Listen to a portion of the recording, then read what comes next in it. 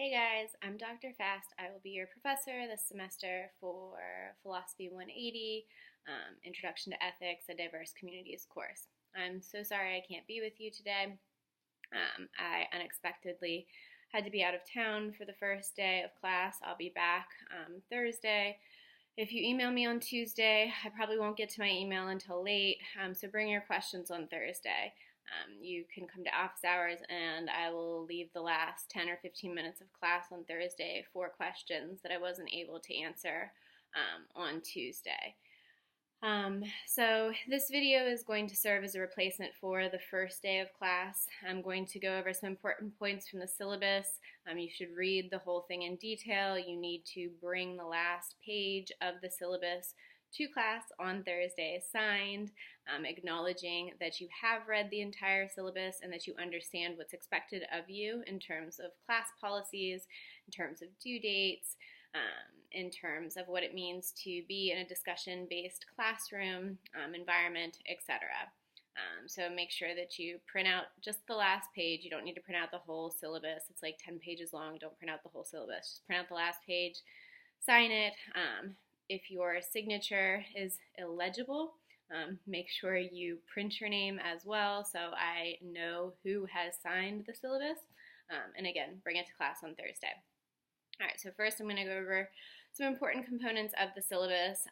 Then I'm going to go over what we will be doing on Thursday and point you in the right direction in terms of where to go from here in preparing for Thursday's class. So first, the syllabus. Again, it contains really important information. You should read it thoroughly and you should be referring back to it throughout the semester. So you shouldn't just read it once, you should be looking at it every single week. If you're not looking at it every week, you're going to miss due dates for worksheets, you're going to miss due dates for your papers, and you're not going to be doing the readings as you will not be able to discern what the readings are without going back to the syllabus. So make sure you're paying attention to the due dates, put them in your calendar. The due dates for the papers and the midterm and final will be on D2L, but the worksheet due dates aren't going to pop up on D2L, so you need to make sure that you put those in your calendar or that you are looking at your syllabus every single week. You also want to make sure that you're keeping up with the readings. So I don't care if you read before the beginning of the week or after lecture, but you need to make sure that you develop a plan that works for you. So if you want to do the readings before lecture, that's absolutely fine. If you find yourself confused and the readings seem to make more sense after lecture, you can save the readings for after lecture. Of course, you need to read in order to do your worksheets, but usually lecture will precede a worksheet being due. There are some exceptions to this. So for example, the brief reading Virtual Morality is pretty straightforward. So you will have to do that worksheet prior to me lecturing on virtual reality. But those are special cases, and we'll talk about that a little bit in class and when it comes closer to the due date for that worksheet or the reading, etc. The textbook is required. It looks like this. It's called The Ethical Life. It's a specific edition, so make sure that you get the yellow copy. The bookstore has it. I'll bring it on Thursday as well if you want to look at my copy, but you really need the book by next week. This week it's fine not to have it, but by next week we are getting into the readings that are in the text. If you do already have the text, read the introduction for Thursday. I will be drawing some connections to what is discussed in the introduction on Thursday. But if you don't have the textbook by Thursday, that's fine. Just make sure you have it by next week. So again, the bookstore has it. You can also order it online. I don't care how you get the textbook, I just care that you have it. All right, so the second thing I'm going to go over are some policies that are really important. Again, this is all in the syllabus, but if you haven't read the syllabus in detail, again, which you should do, this is an overview of the policies that are really important. So the first is that late work isn't accepted in this class, so you need to make sure that you're turning things in on time. So that includes papers, that includes being here for class, it includes turning in worksheets on time, and it includes making sure that you're present for both exams. So makeup exams are not permitted either unless improved in advance, and they can't be made up. Two, worksheets. This is described in the syllabus, but this is how the worksheets work. You have 7 worksheets this semester. They're used for discussion. You earn 10 points for completing the worksheet, and you earn 10 points for being in class for the discussion over the worksheet. So if you miss a class when a worksheet's due, you can turn it in, but you can only earn half credit because you aren't there to participate in the discussion that inevitably informs the construction of an accurate worksheet. Because you should have it completed before class, but you want to be taking notes on your worksheet as we go over the worksheets as a class and as we delve into deeper conversations that the questions on the worksheet bring us to. So completing them accurately is worth 10 points. Being there to discuss them is worth 10 points. So they're each worth 20 points. The worksheets are under a tab entitled Worksheets on D2L. That'll open up next week. It's not open right now, so don't go there and think you're going to be able to find all 7 worksheets. The tab will open next week, and then the worksheets will appear as we come closer to each of the due dates for the worksheets.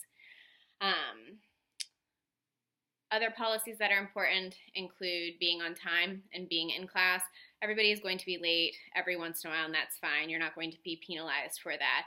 But if you're late every single class, if you are disrupting class, or if there are multiple students that are late every single class, it's going to disrupt the flow of the class. It's going to mean that we can't really start until a couple minutes in, and then we're going to be losing class time. So it's really important to be there on time. If you happen to be late, just walk in quietly. Again, I understand that everyone's going to be late every once in a while. That's fine. But when you want to make sure you're not making a habit of it. If it becomes a habit, we're going to have a conversation, and lateness is going to begin to start to count as an absence, and I don't really want to do that. Also important is consideration of engagement. So as this is a discussion-based class, it's really important that we are respectful to one another's contributions to the class.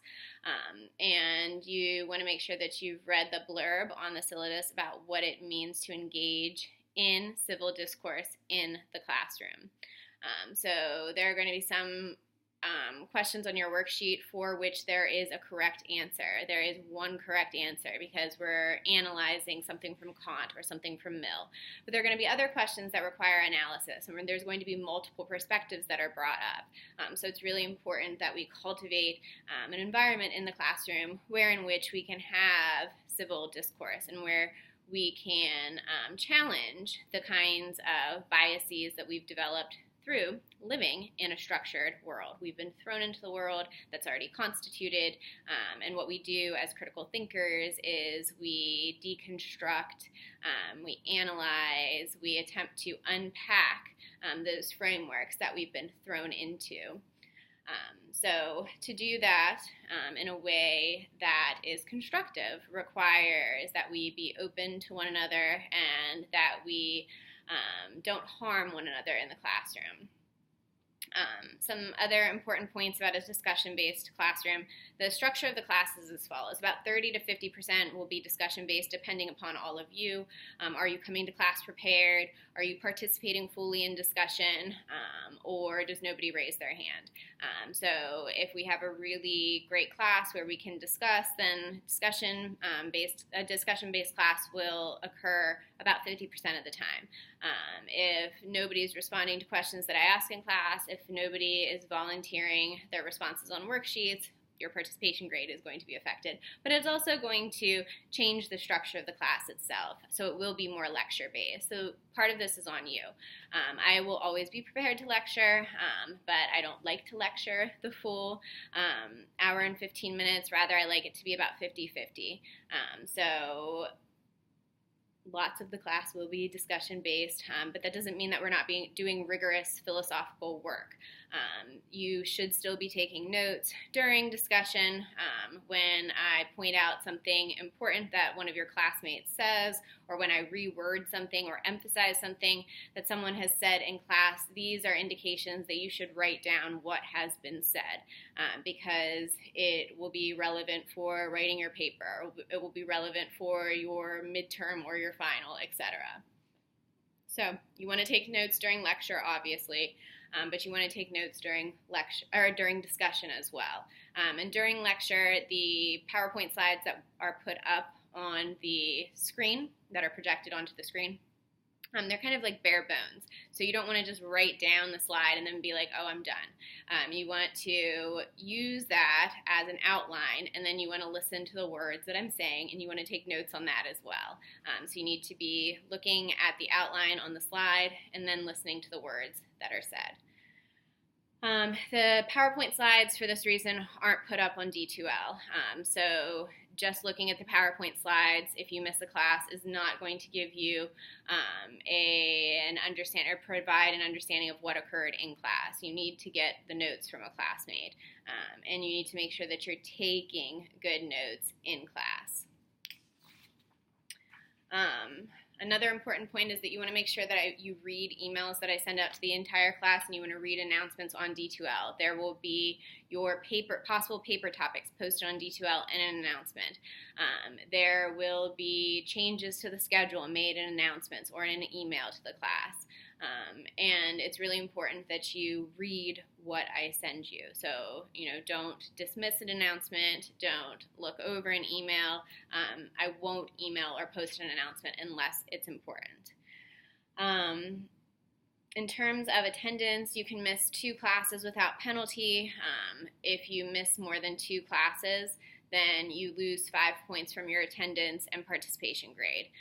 So that 60 points, that is your grade is based upon being present, and being present in a way that shows that you are paying attention to lecture, that you're engaging in discussion with your classmates, etc. Attendance is taken by a sign-in sheet after the first couple weeks after I learn your names. Because we have a big class, it does take a long time to call roll for 40 plus students. So while I do that, while I'm learning your names the first couple weeks, after week 3 or so, there will be a sign-in sheet. So again, with the late thing, if you are late, come and sign in after class. But again, you need to make sure that you are on time for the class. This isn't something that can be a habit. Finally, laptops and iPads and phones are not permitted as note-taking devices. You need to come to class with a writing utensil and a notebook. So unless you have an accommodation from the university that allows you to use an electronic device for note-taking purposes, you need to write your notes out by hand. There is much research that shows that learning is increased through using this form of method of note-taking. So that's what we're going to do in class. It also means that you aren't going to be distracted by your electronic device. So taking notes on a computer might mean that you also have social media open, or that you're working on a paper for another class. When you take notes by hand, we don't have to worry about that as much as professors. All right, so that's it in terms of policies and coverage of the syllabus. Finally, in this video, I'm going to tell you a little bit about what we're doing on Thursday. So part of your assignment for Tuesday, since we won't be in class, is to watch this video, look at your syllabus, and to begin to answer 3 questions. Those 3 questions are posted on D2L. They're also in the email that I sent out. So you need to give a brief sketch of responses to those questions. Don't Google them, rather just think about them. Then you'll have a little bit of time at the beginning of class to discuss them in small groups. In these small groups, I also want you to exchange contact information so that you always have someone in class who you are able to message or email in case you miss class, and they're able to do the same for you as well. It's a way to start building a community in class. And then we'll go over those questions as a larger class. And the point of this is to practice what we're going to be doing all semester. This is how discussion's going to look. You will oftentimes have questions that you can discuss in small groups, or that you're asked to bring initial responses to class, and then we'll discuss them as a larger class. So these are practice for that. You aren't going to be judged or graded on your responses to these initial questions. It's just a way for you to practice before You are required to answer questions upon which you will be graded or expected to provide more rigorous analysis and response to. I'll also be lecturing on Thursday, providing a brief overview of what philosophy is, what it means to participate in a philosophy class, as well as what it means to take a philosophical approach to the study of ethics. So again, if you have your text, read the intro to your textbook. If you don't have your text, you can catch up next week when you get your text. So for now, read the syllabus and give provisional answers to the 3 questions. Okay, so I'll see you on Thursday. Again, sorry to miss you today.